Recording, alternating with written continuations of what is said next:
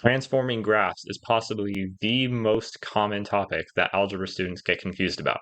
But here's how you can do all three types of transformations in just one video. So here's our first example. We need to first describe the transformation that's happening for this equation and then graph it on our graph here. Well, to be able to do this, we need to do two main steps. The first step that we need to do is figure out what the parent graph is. What's a parent graph? Well, basically, when you're transforming functions, there are three main types of parent graphs that you're going to be using.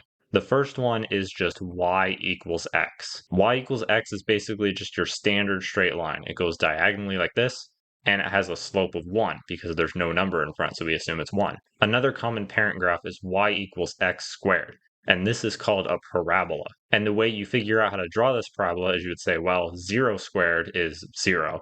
So we would put a point at 0, 0. 1 squared is 1, so you put in 1, you get out 1. So 1, 1 is going to be another point. But if you put in 2, 2 squared is 4. So if you put in 2, you go up 1, 2, 3, 4. And this is actually the same on the other side, because if you put in a negative number and square it, you get a positive number. So ultimately, you end up getting this kind of bowl shape like this. This is the graph of y equals x squared. And lastly, you might see y equals, what is that? Well, these lines to the left and right of x, those are the absolute value signs. This is the absolute value of x, which basically just means whatever number you put in, make it positive. So if it's already positive, it's not going to make a difference. So it's just going to be like y equals x, and it's going to go up like this. But instead of going down like this, they're going to stay positive numbers. So it's going to go back up like this. So if you ever see the absolute value of x, this is going to be a V shape like this. And you may notice that all of these parent graphs have started in the middle. They will always start at 0, 0 and then stem out from there. So which parent graph do you think we're using in this case? Well, I see y equals x squared here. So our parent graph is going to be y equals x squared.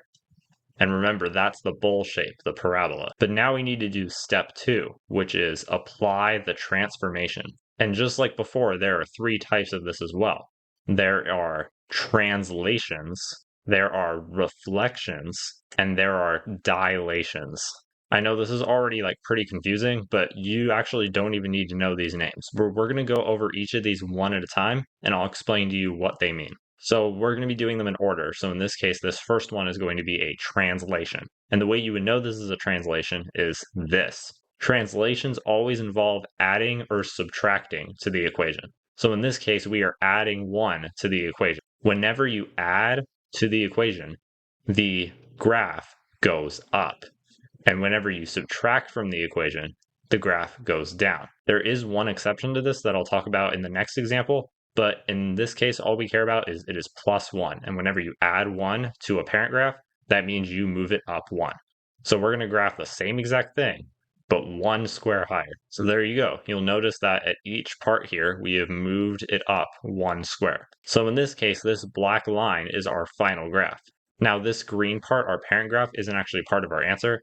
If your homework says that you need to graph the parent graph, then just go ahead and leave it. If it doesn't, then if you want, you can just go ahead and erase the parent graph. So there you go. This is the graph of y equals x squared plus 1. And if your homework says you also need to describe the translation, then all we need to do is say that the graph went up 1. There you go. We've described it. It went up 1. Now you may remember me saying that there is one exception to adding and subtracting, meaning up and down. And this is that exception. You may notice we are doing the same thing. We are adding 1 to our equation. But in this case, we are doing it inside the parentheses. Before, only x was getting squared. But in this case, the plus 1 is also getting squared with the x. So what do we do about this? Well, first let's figure out our parent graph. We can choose between y equals x squared, or y equals the absolute value of x. But don't get too confused about this. We have a squared here still, so it's still going to be y equals x squared, even though the squared is not right next to the x. So we are going to draw the same parent graph as before. But what do we do now? Are we going to go up 1 like before? No, actually we're not. Whenever you add or subtract inside the parentheses, you have to move it left or right. Now you may be asking yourself, well, which way do we move it, left or right? And if you were to take a guess, you might say, well, I think we'd move it right, because right is positive numbers and left is negative numbers. But here's the weird thing about moving left and right, is that it's actually the opposite of what you think. If that confuses you, then maybe this will make sense. Let's think of this equation without the squared. Let's say it was just y equals x plus 1. If you wanted to solve for x, you would subtract 1 from both sides. And in this case, x would be y minus 1. When we're talking about x by itself, we are actually taking what x already was, which is y, and subtracting 1, which means to the left. So in this case, we are actually going to be moving left 1. And if you have to describe the translation, you would just say left 1. So let's go ahead and graph this same parent graph, but we're going to move everything to the left 1. So there you go. We have moved everything to the left. As you'll see, everything has been moved to the left 1 square. So let's go ahead and erase the parent graph. And there you go. This is the final graph of y equals x plus 1 squared. Now, I did say that there were 2 other types of transformations you have to do, and this is an example of one of those. So first, we need to figure out the parent graph. Well, the parent graph is going to be y equals the absolute value of x. Remember, that was one of our choices from the beginning of the video. And this graph is in the shape of a V, but we have this negative sign here, and this is actually going to be our transformation for this problem. Whenever you have a negative sign on it, that means that everything of the graph is going to become negative, which means we are going to flip everything upside down. And this is called a reflection. So if you had to describe this transformation, you would literally just say it's a reflection. Or if you wanted to be a little more technical, you would say it's a reflection across the x-axis, because this line here is the x-axis. This one up and down is the y-axis. And in this case, we're going to be flipping everything upside down. So there you go. This is the same exact graph, except everything is upside down. Everything became negative. So we can go ahead and erase the parent graph now. And there you go. This is the final graph of y equals negative the absolute value of x. All right, so here's our final example. Before we did translations, which is adding or subtracting from the equation, and we did reflections, which is putting a negative sign. But in this case, we are putting a number in front of it, or in other words, we are multiplying here. And in this case, we're going to be doing dilation. So first, let's go ahead and graph our parent graph as before. It's the same one as last time. We have y equals the absolute value of x. But now, what do we do with this 2? Well, if we think about this logically, we have 2 times the entire graph. So everything is going to get multiplied by 2. So for example, here, this point here is above the ground, above the x-axis here, by 1 square. So if we multiply that by 2, it will now be above 2 squares. And this one here, this is 2 squares above the ground. It is now going to be 4 squares above the ground because we are multiplying it by 2. So if we do that to the entire graph, this is what it's going to look like. Here is our graph of y equals 2 times the absolute value of x. You'll notice it was actually squished together.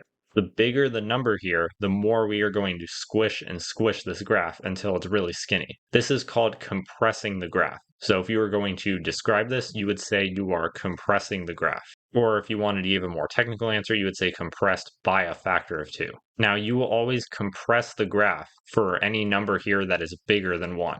But let's say that it was less than 1. Let's say this was actually 1/2. In that case, you would multiply everything by 1/2. So here it was 2 above the ground. Now it's only 1 above the ground. This one was here 4 above the ground. Now it's only 2. And you'll notice that we're now going to have a stretched out V shape, and I'll go ahead and draw it for you. Here we are actually stretching it out, and that is true for any number you put in front that's less than 1. But in this case, we are compressing it. So this is the final graph of y equals 2 times the absolute value of x. So there you go. You now know how to find the transformation of a graph and describe it, and be able to graph it yourself. But one of the most common struggles in graphing is not just this, but also finding the domain and range of a graph. If you want to find out the basics of domain and range by using things that aren't equations, then you can watch this video where I explain the basics of domain and range with a pretty weird example. There's food involved. If you have any questions about this video, go ahead and leave a comment and I'll be sure to answer your question. Thanks for watching.